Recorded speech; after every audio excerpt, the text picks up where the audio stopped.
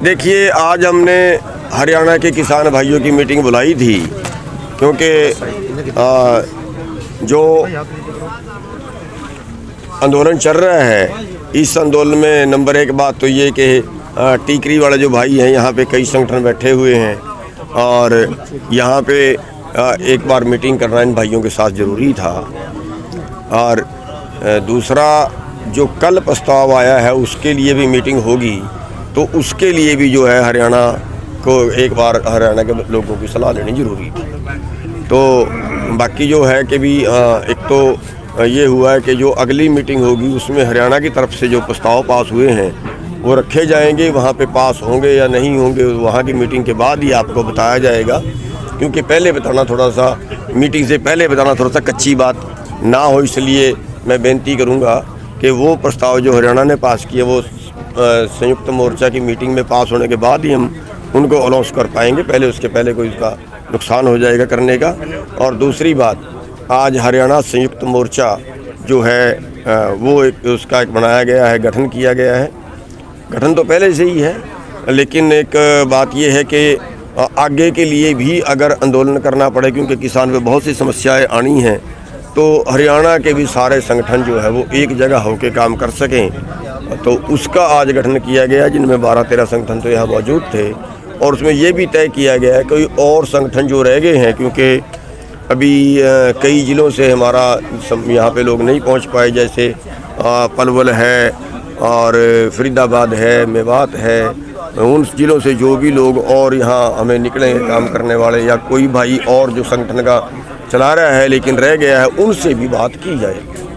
तो उसका अध्यक्ष में आज मेरे को बनाया गया है और हमारी जिम्मेवारी है कि हम सभी की दोबारा मीटिंग एक बार बुलाएंगे, जो संगठन रह गए उनको इसमें शामिल करेंगे। कल सरकार के साथ जो बैठक हुई थी उसमें जो प्रस्ताव आया था सरकार की तरफ, क्या उसकी भी चर्चा हुई यहाँ पर? क्या हाँ, उसकी चर्चा हुई है कि उन्होंने कहा था कि हम टाइम दे दें, स्थगित कर दें और एक कमेटी बना दें, उस पर चर्चा हुई है। अब उसकी चर्चा जो है जो संयुक्त मोर्चा की मीटिंग होगी, फाइनल उसमें करेंगे कि हमने कल क्या स्टैंड लेना है। कल मीटिंग है ना दोबारा सरकार से, तो दोबारा सरकार से मीटिंग में हमारा स्टैंड क्या होगा ये उस मीटिंग के बाद क्लियर किया। क्या लगता है कि सरकार ने किसानों की मांगे मानने की तरफ अपना कदम बढ़ाया है इस प्रस्ताव के जरिए? नहीं, ऐसा मेरे को कुछ महसूस ऐसा नहीं हो रहा है कि उन्होंने कोई कदम बढ़ाया। मेरे को तो ये महसूस हो रहा है कि कभी उनकी टालने की कोई राजनीति हो और उसमें काम और गड़बड़ हो जाए, ऐसा मेरे को आभास हो रहा है। क्योंकि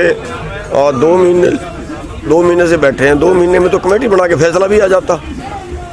अगर कोई कमेटी बनाने की बात होती है तो 2 महीने में तो कमेटी बना के फैसला आ जाए, और 2 महीने तो अभी किसी बात ही नहीं चली, 2 महीने तो अभी ट्रका ही रहे हैं। तो इस तरह से डाउटफुल होता है कि जैसे वो जितना कह भी रहे हैं इतना कि भी वो शायद 26 तारीख को टालने के लिए ना कह रहे हों, ऐसा आभास है मेरा।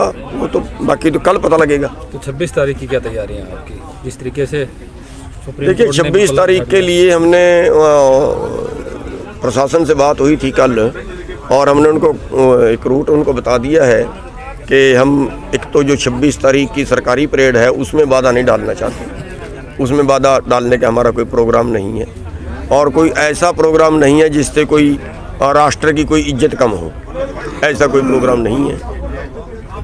लेकिन हम ट्रैक्टर परेड करेंगे, दिल्ली के अंदर करेंगे, और जो रिंग रोड है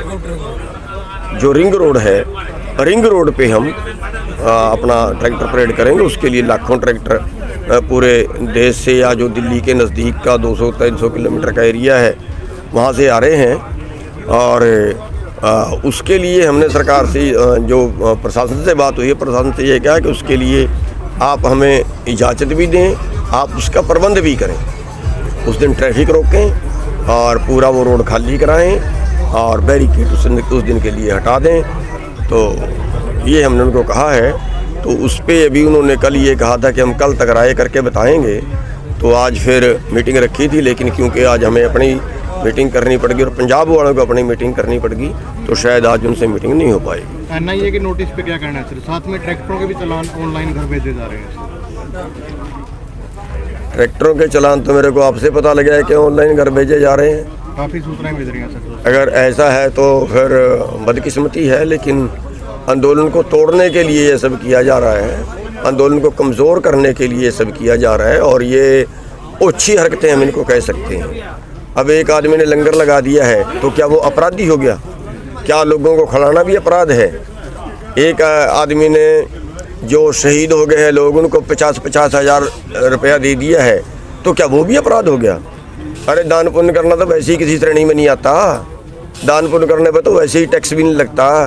ये कर क्या रहे हैं? कौन सा राज है ये तो गुंडा राज हो गया फिर। और अगर ऐसा करेंगे तो बड़ा कड़ा मुकाबला किया जाएगा फिर। तो कल कोई समाधान निकलने की उम्मीद? देखिए, तो कल की मीटिंग में पता चलेगा कि समाधान निकलता है कि नहीं निकलता है, लेकिन सरकार बहुत ज़्यादा सीरियस नहीं। बात जो आती है कि सरकार के साथ जो बैठक होती है उसमें बातें कम ब्रेक ज़्यादा होती हाँ, बातें कम ब्रेक ज़्यादा होते हैं, और जो बातें होती हैं वो भी टाइम पास करने के लिए होती हैं। वो भी मेरे को तो ऐसा महसूस हो गया जैसे हम तरीक लेने ही जाते हैं। मैं तो पिछली तरीक पे बोल दिया था, जब उन्होंने 19 तारीख दी, मैं कहा अगली भी अभी दे दो। तरीक ही देनी, कुछ करना तो है नहीं, तो ज़्यादा बात है नहीं। Thank you.